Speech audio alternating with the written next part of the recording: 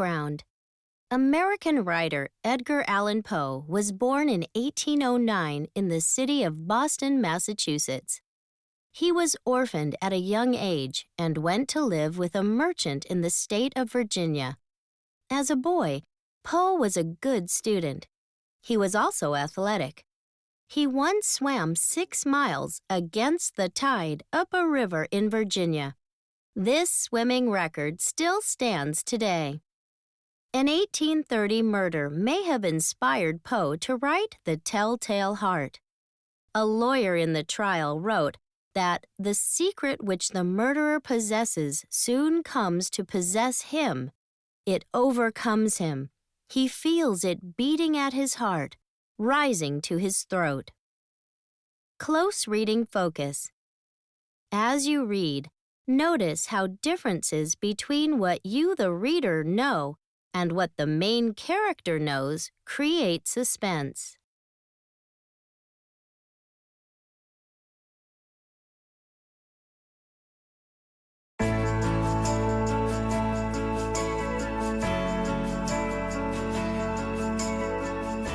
The Telltale Heart by Edgar Allan Poe.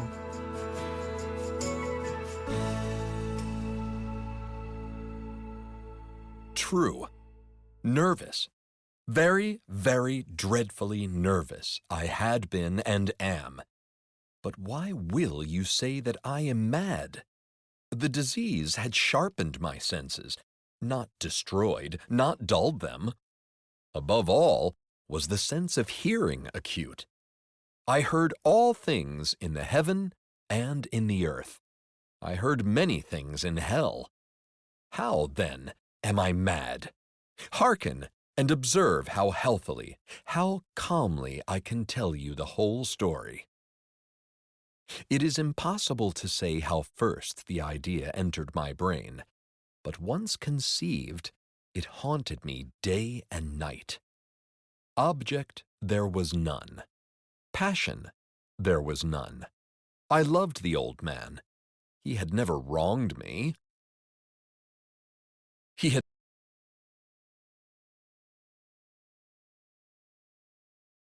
never given me insult.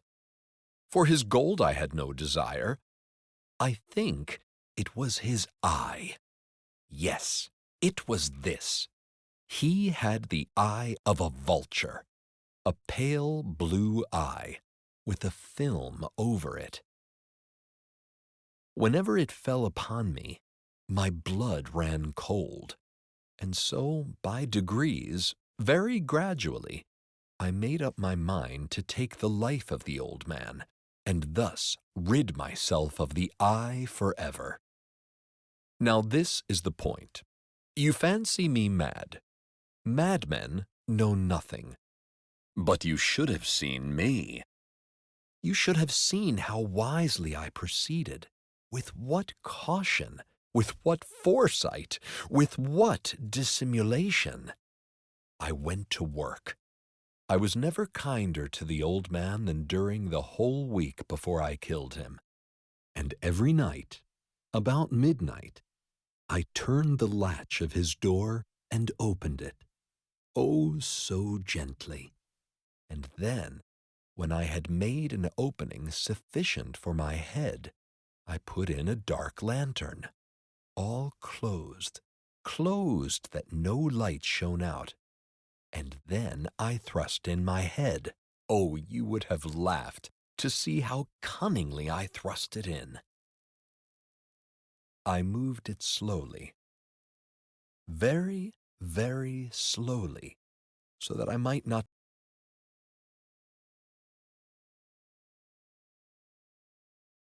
disturb the old man's sleep.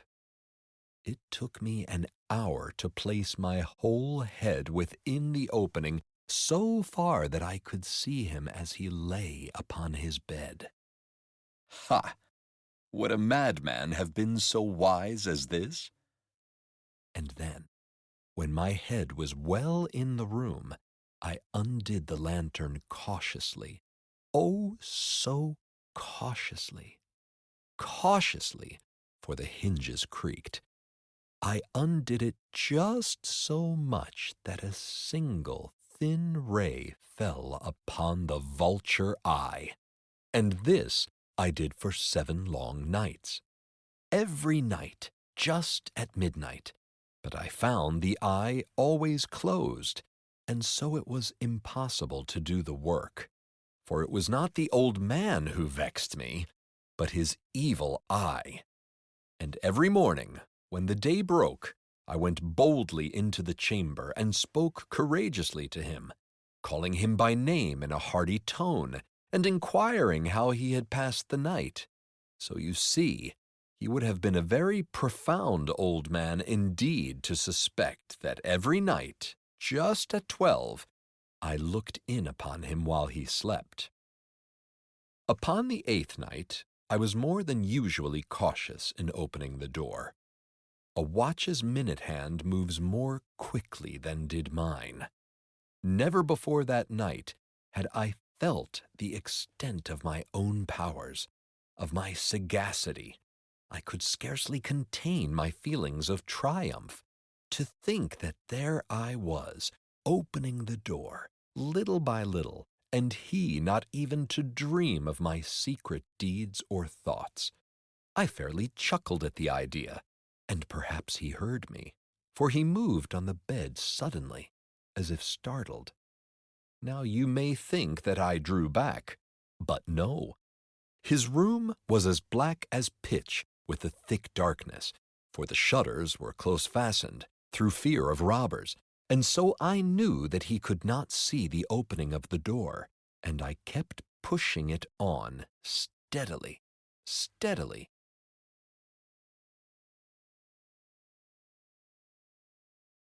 I had my head in, and was about to open the lantern when my thumb slipped upon the tin fastening, and the old man sprang up in bed, crying out, "Who's there?" I kept quite still and said nothing. For a whole hour I did not move a muscle, and in the meantime I did not hear him lie down. He was still sitting up in the bed listening, just as I have done, night after night, hearkening to the death watches in the wall. Presently I heard a slight groan, and I knew it was the groan of mortal terror. It was not a groan of pain or of grief. Oh, no. It was the low, stifled sound that arises from the bottom of the soul when overcharged with awe. I knew the sound well. Many a night, just at midnight, when all the world slept, it has welled up from my own bosom, deepening with its dreadful echo the terrors that distracted me. I say I knew it well. I knew what the old man felt, and pitied him, although I chuckled at heart. I knew that he had been lying awake ever since the first slight noise, when he had turned in the bed. His fears had been ever since growing upon him. He had been trying to fancy them causeless, but could not. He had been saying to himself, "It is nothing but the wind in the chimney. It is only a mouse crossing the floor," or "It is merely a cricket which has made a single chirp." Yes, he had been trying to comfort himself with these suppositions, but he had found all in vain. All in vain, because death, in approaching him, had stalked with his black shadow before him and enveloped the victim. And it was the mournful influence of the unperceived shadow that caused him to feel, although he neither saw nor heard, to feel the presence of my head within the room.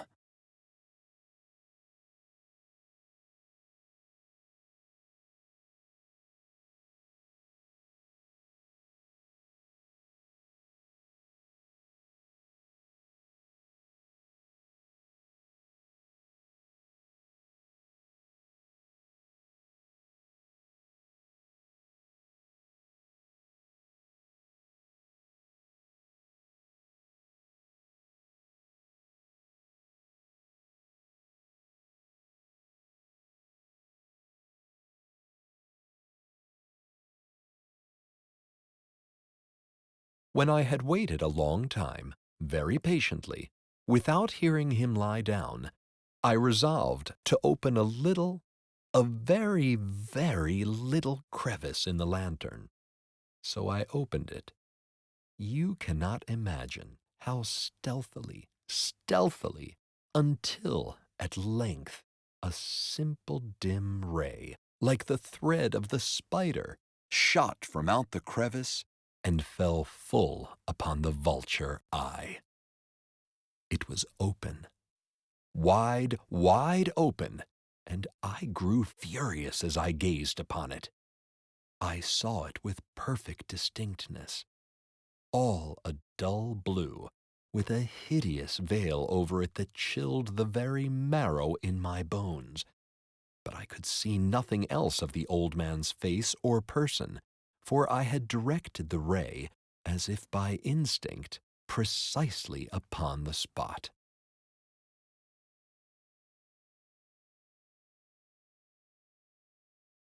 And have I not told you that what you mistake for madness is but over-acuteness of the senses? Now, I say, there came to my ears a low, dull, quick sound, such as a watch makes when enveloped in cotton. I knew that sound well, too. It was the beating of the old man's heart. It increased my fury, as the beating of a drum stimulates the soldier into courage. But even yet I refrained and kept still. I scarcely breathed. I held the lantern motionless. I tried how steadily I could maintain the ray upon the eye. Meantime, the hellish tattoo of the heart increased. It grew quicker and louder every instant.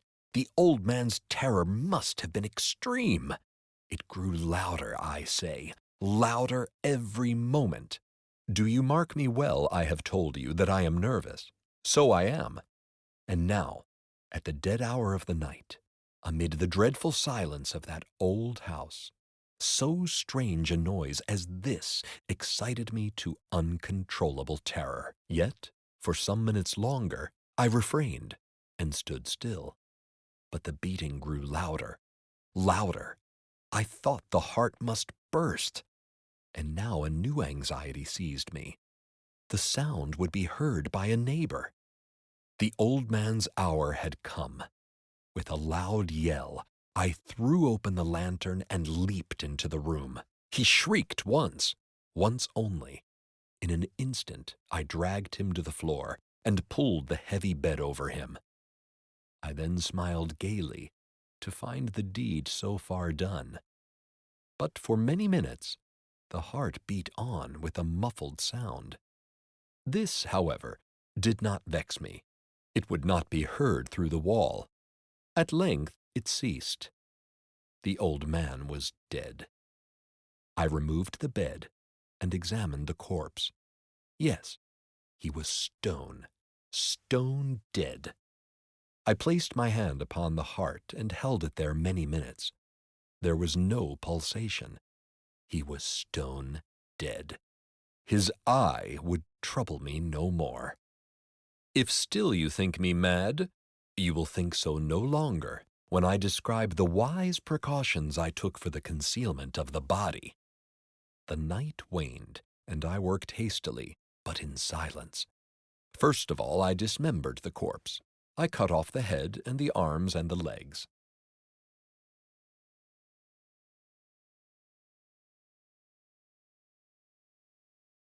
I then took up 3 planks from the flooring of the chamber and deposited all between the scantlings.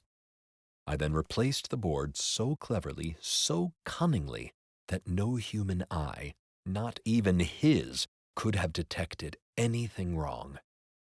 There was nothing to wash out, no stain of any kind, no blood spot whatever.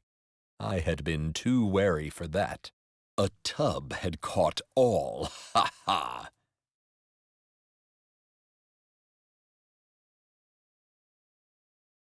When I had made an end of these labors, it was 4 o'clock, still dark as midnight. As the bell sounded the hour, there came a knocking at the street door. I went down to open it with a light heart, for what had I now to fear? There entered 3 men, who introduced themselves, with perfect suavity, as officers of the police. A shriek had been heard by a neighbor during the night. Suspicion of foul play had been aroused. Information had been lodged at the police office, and they, the officers, had been deputed to search the premises.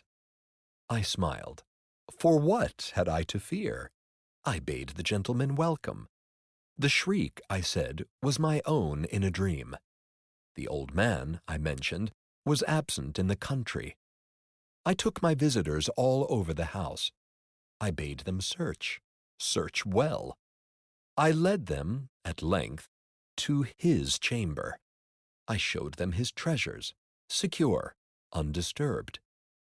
In the enthusiasm of my confidence, I brought chairs into the room, and desired them here to rest from their fatigues while I myself, in the wild audacity of my perfect triumph, placed my own seat upon the very spot beneath which reposed the corpse of the victim. The officers were satisfied. My manner had convinced them. I was singularly at ease. They sat, and while I answered cheerily, they chatted of familiar things. But ere long, I felt myself getting pale, and wished them gone. My head ached, and I fancied a ringing in my ears, but still they sat and still chatted. The ringing became more distinct. It continued and became more distinct. I talked more freely to get rid of the feeling, but it continued and gained definiteness, until, at length, I found that the noise was not within my ears. No doubt I now grew very pale, but I talked more fluently and with a heightened voice. Yet the sound increased, and what could I do? It was a low, dull, quick sound, much such a sound as a watch makes when enveloped in cotton. I gasped for breath, and yet the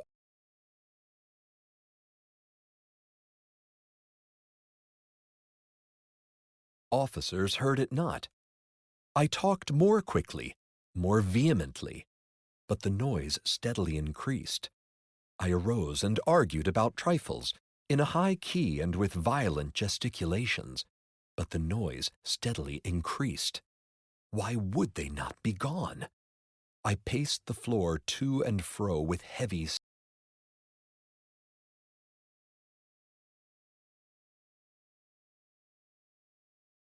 strides, as if excited to fury by the observations of the men, but the noise steadily increased. Oh God, what could I do? I foamed, I raved, I swore. I swung the chair upon which I had been sitting and grated it upon the boards, but the noise arose over all and continually increased. It grew louder, louder, louder, and still the men chatted pleasantly and smiled. Was it possible they heard not? Almighty God! No, no, they heard. They suspected. They knew. They were making a mockery of my horror. This I thought, and this I think. But anything was better than this agony. Anything was more tolerable than this derision. I could bear those hypocritical smiles no longer. I felt that I must scream or die. And now, again, hark, louder, louder, louder, louder. Villains, I shrieked. Dissemble no more. I admit the deed. Tear up the planks. Here, here. It is the beating of his hideous heart. Discuss. How does the narrator perceive events differently from the old man and from the police officers? What effect do these differences in perception have on the story? Discuss your responses in a small group.